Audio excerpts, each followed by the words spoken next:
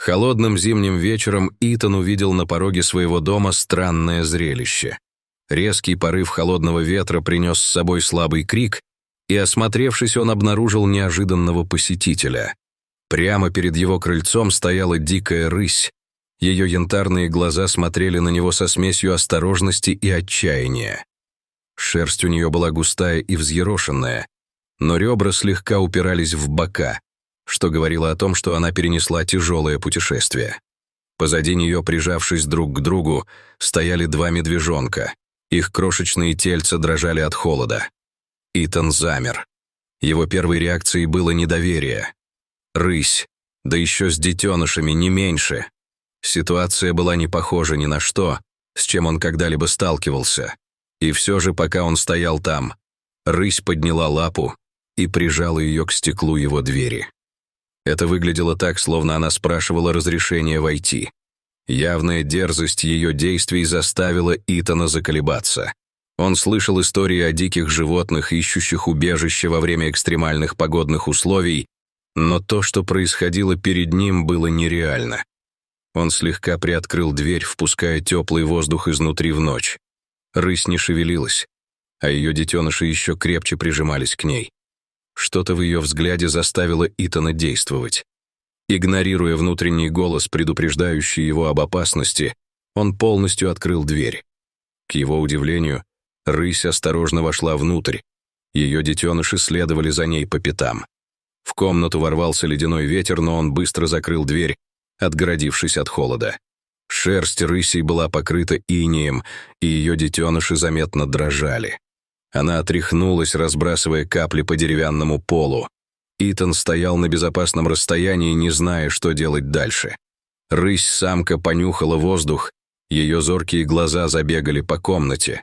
Ее детеныши прижались к ее ногам, тихо мяукая. Сердце Итана смягчилось при виде этого зрелища. Что бы ни привело это существо в его дом, оно, должно быть, было ужасным. Итан отправился на кухню, чтобы приготовить что-нибудь теплое. У него не было ничего особенного для диких животных, но он нашел остатки курицы и слегка разогрел ее. Он положил его на тарелку и поставил на пол в нескольких футах от рыси. Она снова понюхала воздух, прежде чем осторожно приблизиться. Ее детеныши последовали за ней, но она отогнала их, убедившись, что сначала проверит еду. Убедившись, что это не представляет угрозы, она принялась за еду, и через мгновение к ней присоединились ее детеныши. Наблюдая за ней, Итан заметил, что у нее раздулся живот. Его поразило это осознание. Она была не просто матерью двоих детей, она была беременна. Это объясняло ее смелость в поисках убежища. Он был поражен тем доверием, которое она проявила, позволив ему находиться рядом со своими детенышами. Несмотря на то, что она была диким животным, она, казалось, почувствовала, что Итан не хотел причинить ей вреда. Вечер продолжался, и Итан был очарован своими неожиданными гостями. Медвежата начали исследовать окрестности. Их любопытство пересилило первоначальный страх. Они спотыкались о мебель, их крошечные лапки скользили по деревянному полу. Рысь-самка внимательно наблюдала за ними. Ее уши подергивались при каждом звуке. Итан не мог не улыбнуться их выходкам. С наступлением темноты снежная буря на улице усилилась. Итан соорудил для рыси и ее детенышей импровизированную постель из одеял и старого матраса. Он поставил ее в углу гостиной рядом с камином. Рысь-самка нерешительно приблизилась к ней, обнюхивая ткань. Как только она сочла, что это безопасно, она успокоилась, и ее детеныши свернулись калачиком рядом с ней. Итан наблюдал за ними издалека, поражаясь тому, как естественно они вписались в его дом. На следующее утро Итан проснулся и обнаружил, что рысь все еще сидит в своем углу, прижавшись к своим детенышам. Она настороженно наблюдала за ним, пока он ходил по дому. Он решил расспросить соседей, не сталкивался ли кто-нибудь с рысью раньше. Вооружившись телефоном, он сделал пару снимков и вышел на снегопад. Окрестности были тихими, окутанными белым покрывалом. Итан постучал в несколько дверей, показывая фотографии всем, кто открывал. Большинство из них были шокированы, услышав о рысе, нашедшей убежище в своем доме, но никто не узнал ни ее детенышей. Один из соседей предложил позвонить в службу контроля за животными, но Итан отказался от этой идеи. Он не мог заставить себя разлучить мать с детенышами, особенно в ее состоянии. Вернувшись домой, Итан поискал в интернете какие-либо сообщения о пропавших рысях или о том, что их видели в этом районе. Он ничего не нашел. Чем больше он думал об этом, тем больше ощущал ответственность за семью. Они пришли к нему за помощью, и он был полон решимости помочь им пережить это трудное время. В течение следующих нескольких дней Итан привыкал к жизни со своими необычными гостями. Он купил сырое мясо и другие припасы, чтобы обеспечить рысь и ее детенышей хорошим питанием. Он также оборудовал небольшую подстилку на случай, если им это понадобится. Рысь-мать оставалась осторожной, но начала проявлять признаки доверия. Она подпускала Итана ближе и даже позволяла ему убирать вокруг нее без возражений. Однажды вечером, когда Итан готовил ужин, он заметил, что рысь-самка ведет себя беспокойно. Она расхаживала по гостиной, прижав уши и подергивая хвостом. Он быстро понял, что происходит. У нее начинались схватки. Итан постарался устроить ее как можно удобнее, постелил в ее уголке побольше одеял и приглушил свет. Роды прошли тихо, прерываемые только тихими криками новорожденных детенышей. Итан держался на расстоянии, давая ей необходимое пространство.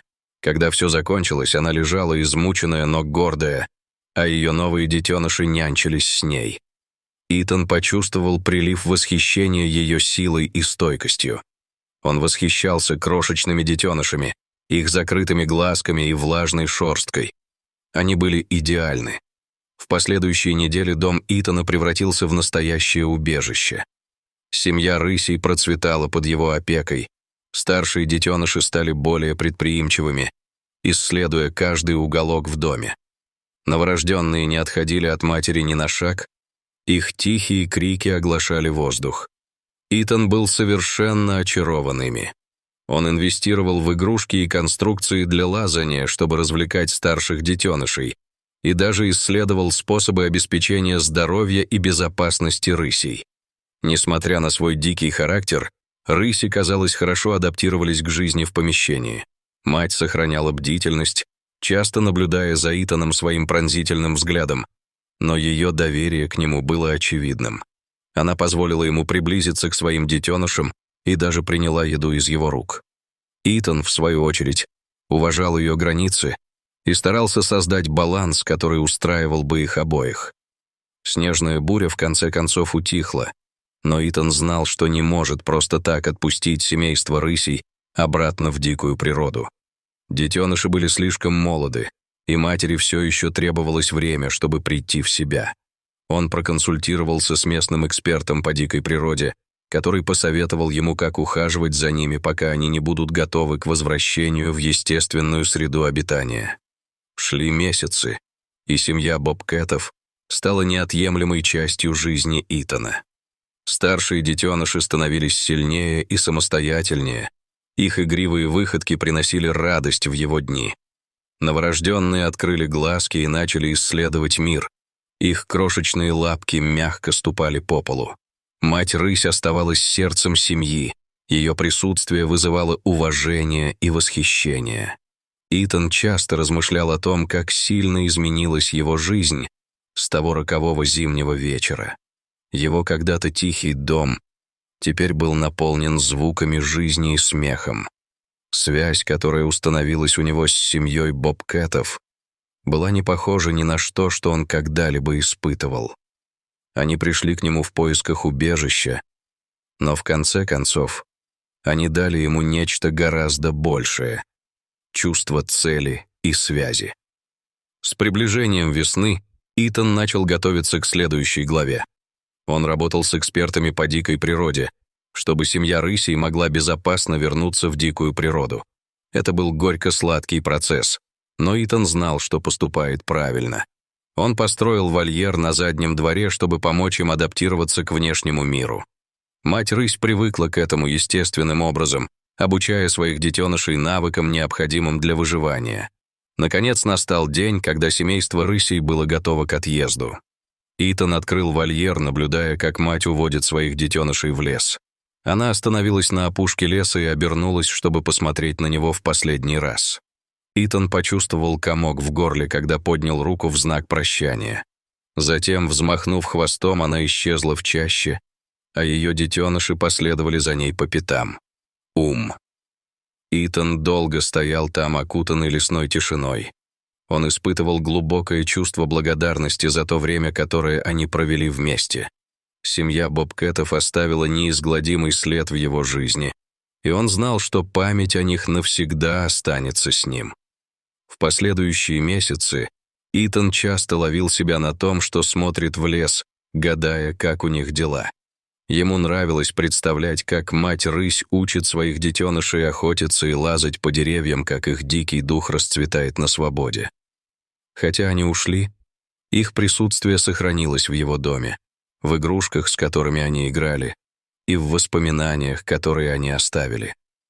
Жизнь Итана вернулась к своему спокойному ритму, но этот опыт навсегда обогатил ее. Семья Бобкэтов научила его ценить доверие, сострадание и нерушимую связь между живыми существами. А холодными зимними ночами, когда за окном завывал ветер, он улыбался еще шире, вспоминая тепло и любовь, которые они принесли в его дом.